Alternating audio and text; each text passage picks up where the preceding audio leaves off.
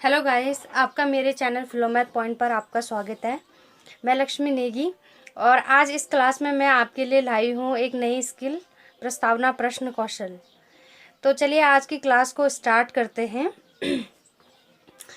देखो बच्चों, आपने देखा होगा कि अगर आप अभी माइक्रो टीचिंग कर रहे होंगे या आपने की होगी तो आपको पता होगा कि लेसन प्लान बनाते समय सबसे ज़्यादा परेशान आपको प्रस्तावना प्रश्न ही करते हैं। ठीक है, इनको बनाने में बहुत टाइम लगता है। हमेशा आप कंफ्यूज रहते हैं कैसे बनाएंगे। मतलब पूरे लेसन प्लान में अगर देखा जाए तो सबसे टफ पोर्शन यही होता है कि आखिर प्रस्तावना प्रश्नों को तैयार कैसे किया जाए। ठीक है, होता क्या, आप रात भर मेहनत करते हो, उनको तैयार करते हो, सुबह आपके निरीक्षक जो होते हैं, आपके टीचर होते हैं, काट देते हैं कि आपने इसमें भी कोई ना कोई गलती कर दी है। तो आज मैं आपको बता रही हूँ कुछ पॉइंट्स कि आपको प्रस्तावना प्रश्न बनाते समय किन किन बातों का ध्यान रखना है। तो चलिए स्टार्ट करते हैं। सबसे पहला पॉइंट्स है कि जो आपके प्रस्तावना प्रश्न होने चाहिए। ठीक है, आपके जो प्रस्तावना प्रश्न हैं, चलो सबसे पहले मैं आपको ये बता देती हूँ कि प्रस्तावना प्रश्न आखिर हम लोग रखते क्यों हैं। ठीक है, क्योंकि आपको पता होगा कि आप अपने टॉपिक का नाम बताने से पहले, अपने जो प्रकरण आप पढ़ा रहे हो उसको बताने से पहले, या फिर टॉपिक को निकलवाने के लिए, अपने प्रकरण को निकलवाने के लिए बच्चों से क्या करते हो, प्रस्तावना प्रश्न पूछते हो। लेकिन हम इन प्रश्नों को रखते क्यों हैं? ठीक है, आप जा कर के सीधा अपना टॉपिक स्टार्ट भी तो कर सकते हैं, लेकिन इनको रखने का जो उद्देश्य है वो क्या है कि आपने देखा होगा कि जब आप क्लास में जाते हैं तो बच्चे क्या होते हैं, कोई इधर देख रहा है, कोई उधर देख रहा है। ठीक है, कोई खेल रहे हैं, कोई झगड़ रहे हैं। आप अंदर गए और आपने उनको गुड मॉर्निंग बोला और सीधे पढ़ाना स्टार्ट कर दिया। ठीक है, आपने उनको मानसिक तौर पर तैयार भी नहीं किया कि अब हम पढ़ने वाले हैं। ठीक है, या उनको एक्टिव भी नहीं किया आपने, और आपने सीधा अपनी टीचिंग स्टार्ट कर दी। तो जो आप पढ़ा रहे होंगे, ज़रूरी नहीं है कि सारे बच्चे उसमें उसके बाद इंटरेस्ट ले या फिर आपकी टीचिंग में शामिल हो। ठीक है, बच्चों को मनोवैज्ञानिक रूप से अपने शिक्षण में शामिल करने के लिए या फिर कंटेंट से जोड़ने के लिए, जो आप पढ़ा रहे हो उस प्रकरण से जोड़ने के लिए आपको अपने सिलेबस में प्रस्तावना प्रश्न रखने पड़ते हैं। ठीक है, क्योंकि जब आप बच्चों से प्रस्तावना प्रश्न पूछते हो तो वो अवेयर हो जाते हैं। ठीक है, एकदम से वो मतलब कि शर्म से कुछ पूछ रहे हैं, उनका ध्यान आपकी ओर अपने आप ही आ जाता है। ठीक है, फिर जब वो आपसे इंटरेक्शन करते हैं, सवालों का जवाब देते हैं, तो वो आपके साथ इस जो शिक्षण प्रक्रिया वहाँ पे हो रही है, प्रक्रिया, तो उसके सहभागी बन जाते हैं।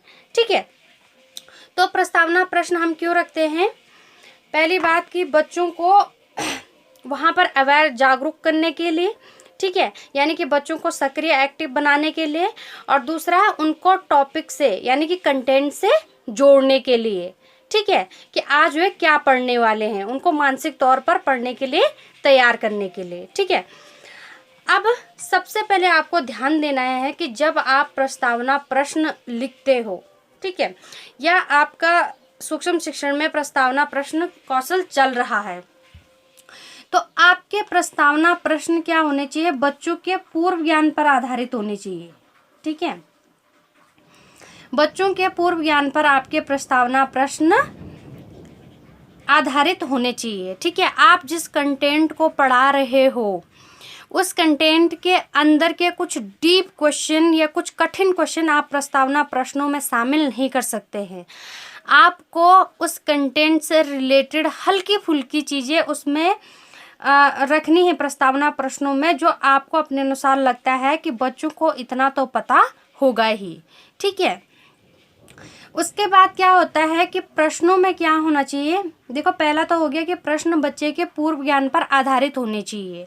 ठीक है, कि कंटेंट के बारे में जितना नॉलेज बच्चे को पहले है या आपको लगता है कि बच्चे को इतना नॉलेज होगा, तो उसके आधार पर आपको क्या करने हैं, प्रश्नों का निर्माण करना है। ठीक है, दूसरा जो है, प्रश्नों में जिगजैग होना चाहिए। ठीक है, जिगजैग का मतलब, जैसे बच्चे ने आपके प्रश्न का, ये प्रश्न है आपका, आपने यहाँ से प्रश्न किया, ठीक है, और यहाँ से आपको बच्चे से उत्तर मिला, तो इसी उत्तर से आपका दूसरा प्रश्न क्या होगा, स्टार्ट होगा, ठीक है। फिर आपका उत्तर आएगा और फिर इसी उत्तर से आपका तीसरा प्रश्न स्टार्ट होगा, ठीक है। तो इनमें क्या होनी चाहिए, यानी कि तारतम्यता होनी चाहिए, जिगजैग होना चाहिए कि आपका इस प्रश्न का उत्तर से ही आपका दूसरा प्रश्न बनेगा। यहाँ पर आप जो ये चेन बन रही है, ये जिगजैग हो रहा है, ठीक है, मतलब कि ऐसे ऐसे ऐसे ऐसे आप इसको तोड़ोगे नहीं, ठीक है। दूसरा तीसरी जो बात है, तो आपको प्रश्नों को सरल रखना है, ठीक है, सुस्पष्ट और छोटे होने चाहिए। आपके प्रश्न सरल होने चाहिए, सुस्पष्ट और छोटे होने चाहिए, ठीक है। प्रश्न आपके कम से कम एक लाइन का होना चाहिए, ठीक है, मतलब कि ज़्यादा से ज़्यादा केवल एक लाइन का होना चाहिए। आप बहुत लंबे प्रश्नों को वहाँ पर शामिल नहीं करोगे। जितने छोटे आप प्रश्न बना सकते हो, आपको उतने छोटे प्रश्न बनाने हैं, ठीक है। आपके प्रश्न एकदम स्पष्ट होने चाहिए कि जब आप बच्चों से पूछो तो बच्चों को उनका अर्थ एकदम समझ में आ जाए, ठीक है। उनको आपका प्रश्न समझ में आना चाहिए, ये नहीं कि उन्हें पता ही नहीं चल रहा कि सर क्या पूछ रहे हैं, ठीक है। तो तीसरा क्या हो गया कि आपके प्रश्न क्या होने चाहिए, सरल होने चाहिए, सुस्पष्ट होने चाहिए और छोटे होने चाहिए, ठीक है। चौथी बात में अगर हम ध्यान दें तो इसमें यह है कि आपको ऐसे प्रश्नों को अपने प्रस्तावना प्रश्नों में शामिल नहीं करना है जिसका उत्तर हाँ या ना में प्राप्त हो, ठीक है। मतलब कोई भी ऐसा सवाल, ऐसा प्रश्न, ऐसा क्वेश्चन आपको अपने प्रस्तावना प्रश्नों में शामिल नहीं करना है जिसका उत्तर आपको हाँ या ना में प्राप्त हो, ठीक है। तो ये प्रश्न आप क्या करोगे, शामिल नहीं करोगे जिसमें हाँ या ना में जवाब मिले आपको, ठीक है। पांचवी जो मोस्ट इम्पॉर्टेंट बात है, आपका प्रश्न जो है विषय वस्तु से संबंधित होना चाहिए। विषय वस्तु से संबंधित होने का मतलब ये है कि माना कि आप बच्चों को वहाँ पर सौरमंडल के बारे में पढ़ा रहे हो, तो आपके सारे क्वेश्चन सौरमंडल से रिलेटेड ही होने चाहिए। आप प्राकृतिक पर्यावरण पढ़ा रहे हो तो उससे ही रिलेटेड होने चाहिए। आप उसके बीच में कोई ऐसा, जैसे आपने कोई हिस्ट्री का क्वेश्चन उठा दिया या कोई अदर क्वेश्चन आपने उठा दिया, तो इस तरीके से आप नहीं करोगे। अदर सब्जेक्ट का तो नहीं उठाओगे, अदर कंटेंट का भी, उसी सब्जेक्ट का किसी दूसरे चैप्टर से या किसी दूसरे टॉपिक का भी आप वहाँ पर कोई जिक्र नहीं करोगे या कोई प्रश्न नहीं लोगे। आपको उस कंटेंट से कहीं बाहर जाना ही नहीं, ठीक है। सारे प्रश्न आपके क्या होने चाहिए, विषय वस्तु से संबंधित होने चाहिए, ठीक है। उसके बाद आपको एक बात ध्यान रखनी है कि प्रस्तावना प्रश्न में आपको कम से कम 3 प्रश्न रखने हैं, कम से कम 3 प्रश्न, ठीक है, 3 से कम नहीं रख सकते हैं आप, और ज़्यादा से ज़्यादा आपको 5 या 6 रखने हैं, ठीक है। वैसे आप 5 रख सकते हैं, ठीक है। तो कम से कम 3 और ज़्यादा से ज़्यादा आपको 5 रखने हैं, ठीक है। कम से कम 3 और ज़्यादा से ज़्यादा 5, ठीक है। देखो 5 से आप ज़्यादा करोगे तो प्रस्तावना प्रश्न पूछने में आपका बहुत ज़्यादा टाइम निकल जाएगा, फिर आप पढ़ाओगे कब, ठीक है। और अगर आप 3 से कम रखते हो तो आप बच्चों को अच्छी तरीके से एक्टिव कर ही नहीं पाओगे, आप बच्चों से जुड़ ही नहीं पाओगे या फिर उनको प्रकरण से जोड़ ही नहीं पाओगे, ठीक है। तो कम से कम आपके प्रस्तावना प्रश्न में कितने, 3 प्रश्न होने चाहिए और ज़्यादा से ज़्यादा 5 होने चाहिए, ठीक है। तो एक बार मैं आपको सब फिर से बता देती हूँ कि आपके प्रस्तावना जो प्रश्न होने चाहिए बच्चों के पूर्व ज्ञान पर आधारित होने चाहिए। पहला, प्रश्नों में जिगजैग होना चाहिए, ठीक है।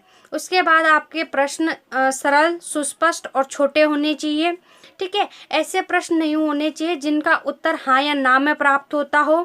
प्रश्न विषय वस्तु से ही संबंधित होने चाहिए और प्रस्तावना प्रश्नों की संख्या 3 से कम और 5 से अधिक नहीं होनी चाहिए। तो आई होप आपको ये समझ में आ गया हो कि आपको अपने प्रस्तावना प्रश्नों को बनाते समय किन किन बिंदुओं का ध्यान रखना है, ठीक है। तो यहाँ पे मैंने आपके लिए प्रस्तावना प्रश्न कुछ बना रखे हैं, ठीक है। तो यहाँ पे अगर मेरा टॉपिक है सौरमंडल,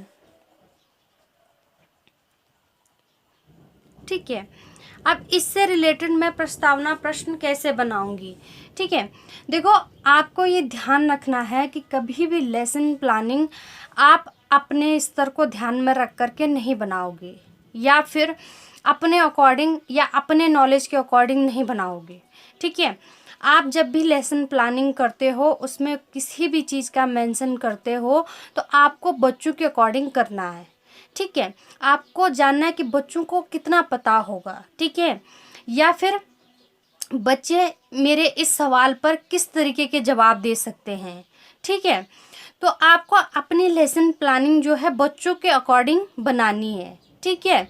आपको ये नहीं देखना है कि यार मैं इतना छोटा या इतना स्टूपिड सा क्वेश्चन कैसे शामिल कर सकता हूँ, तो ऐसा कुछ भी नहीं है। आपको मतलब अपना जो इंट्रोडक्शन क्वेश्चन है, ये लेसन प्लान का आपका कोई भी पार्ट है, वो आपको बच्चों के लेवल का बनाना है, ठीक है। आपको अपने स्तर का नहीं, अपने नॉलेज के स्तर का नहीं, बल्कि बच्चों के नॉलेज का और बच्चों के स्तर का लेसन प्लान तैयार करना है, और उसमें वैसी ही चीज़ें इंक्लूड करनी है, ठीक है। अब माना मेरा टॉपिक है सौरमंडल। अब मैं क्या करूँगी कि जैसे मैंने बच्चों से कहा कि बच्चों रात को आसमान में क्या क्या चमकते हैं, ठीक है। तो उन्होंने कहा मैम तारे, चंद्रमा या चांद, कुछ भी बोल सकते हैं बच्चे, ठीक है। अब मैं कहूँगी कि अच्छा बताओ तो चंद्रमा किसके चारों ओर घूमता है। तो उन्होंने कहा मैम पृथ्वी के चारों ओर घूमता है, क्योंकि आपको पता होगा कि बहुत बेसिक सा कॉन्सेप्ट है, इतना सबको पता होता है कि पृथ्वी सूर्य के चारों ओर घूमती है और चंद्रमा पृथ्वी के चारों ओर घूमता है, ठीक है। अब आप इसमें परिक्रमण शब्द का इस्तेमाल कर सकते थे, ये परिभ्रमण का इस्तेमाल कर सकते थे, लेकिन हो सकता है कि बच्चे इसमें कंफ्यूज हो सकते हैं कि परिक्रमण या परिभ्रमण होता क्या है। तो आप सिंपल से बच्चों के लेवल का आपको घूमना शब्द या घूमती शब्द का आपको इस्तेमाल करना है कि जिसको वो समझ सके, ठीक है। अब यहाँ क्या हो गया कि देखो, जैसे मैंने सवाल किया कि रात को आसमान में क्या क्या चमकते हैं, तो बच्चे ने कहा तारे, चंद्रमा, ठीक है। अब चंद्रमा पे ये खत्म हुआ आंसर, और चंद्रमा से मेरा क्वेश्चन यहाँ स्टार्ट हुआ, ठीक है। यहाँ चंद्रमा से स्टार्ट हो गया, ठीक है। तो यानी कि इसमें क्या है, जिगजैग है। अब चंद्रमा किसके चारों ओर घूमता है, मैंने ये पूछा, बच्चों ने कहा पृथ्वी के, ठीक है, पृथ्वी के चारों ओर घूमता है। अब पृथ्वी पे क्या हुआ, मेरा जो है इसका उत्तर हमें मिला पृथ्वी पे समाप्त हुआ। अब तीसरा क्वेश्चन भी मेरा पृथ्वी से ही शुरू होगा कि पृथ्वी किसके चारों ओर घूमती है, बच्चों ने कहा सूर्य के, ठीक है। अब सूर्य पे क्या हो गया, इसका आंसर खत्म हो गया। अब मैंने सूर्य से ही फिर स्टार्ट करके बताया कि अच्छा तो ये बताओ कि सूर्य, पृथ्वी, चंद्रमा और अन्य उपग्रह और ग्रह मिलकर क्या बनाते हैं, ठीक है। ग्रह, उपग्रह, क्षुद्र तारे मिलकर के क्या बनाते हैं, ठीक है। अब देखो, आप देख रहे होता है ना, तो आप देख रहे होंगे कि मैंने कितने शॉर्ट क्वेश्चन बना रखे हैं। तो आपको इसी तरीके के शॉर्ट क्वेश्चन बनाने हैं, बहुत लंबे एक एक दो लाइन के क्वेश्चन आपको वहाँ पे नहीं मेंशन करने हैं, क्योंकि बच्चे आपके उस प्रश्न को समझ ही नहीं पाएगा, ठीक है, अगर आप छोटे स्तर पर आप शिक्षण कर रहे हो तो, ठीक है। अब यहाँ पे जो सवाल है सौरमंडल, ठीक है, मेरा प्रकरण निकल गया है, आपको बच्चों के मुंह से प्रकरण का नाम निकलवाना है, ठीक है। मैंने पूछा है कि सूर्य, पृथ्वी, चंद्रमा व अन्य ग्रह उपग्रह मिलकर के क्या बनाते हैं, ठीक है।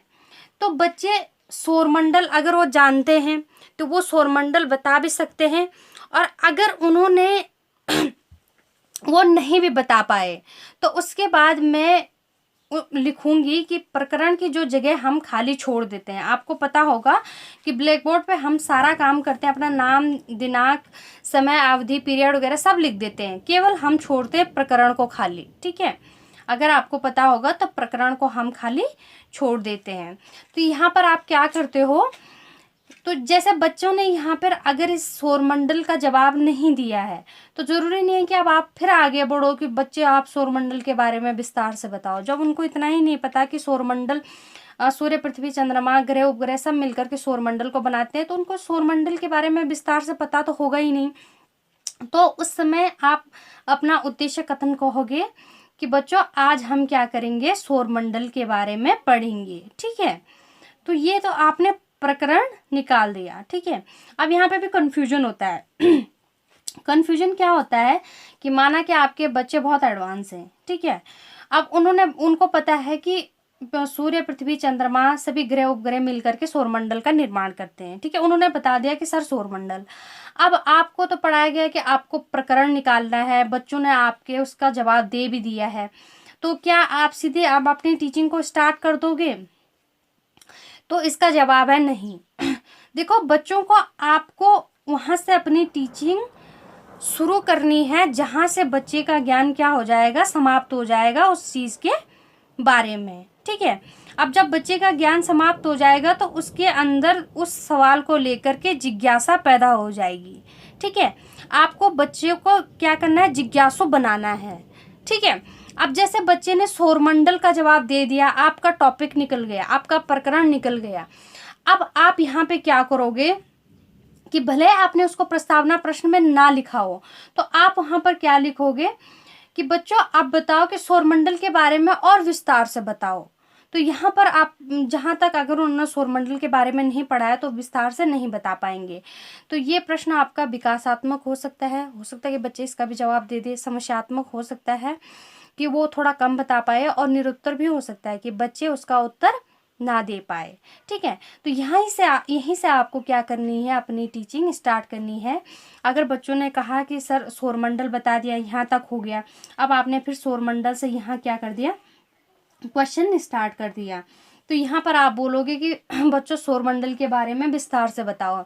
अब बच्चे इसका जवाब नहीं दे पा रहे हैं, तो तब आप प्रकरण के सामने लिखोगे कि बच्चों आज हम किसके बारे में, सौरमंडल के बारे में पढ़ेंगे। ठीक है, तो आपको इस तरीके से प्रस्तावना प्रश्नों को लिखना है और बच्चों से इसी तरीके से आपको प्रस्तावना प्रश्नों को पूछना है। ठीक है, तो मैं आशा करती हूँ गाइस कि आप सबको ये आज का जो मेरा टॉपिक है प्रस्तावना प्रश्न, ये समझ में आया होगा। और अगर आपको लग रहा है कि आपको कुछ और जानना है या मुझसे कहीं पे गलती हुई है, तो प्लीज़ आप इसे कमेंट के द्वारा मुझे बता सकते हैं, आप कमेंट करके बता सकते हैं। और मेरी आपसे रिक्वेस्ट है कि आप मेरे चैनल फिलोमैथ पॉइंट को लाइक कीजिए, सब्सक्राइब कीजिए एंड शेयर कीजिए। Thank you so much.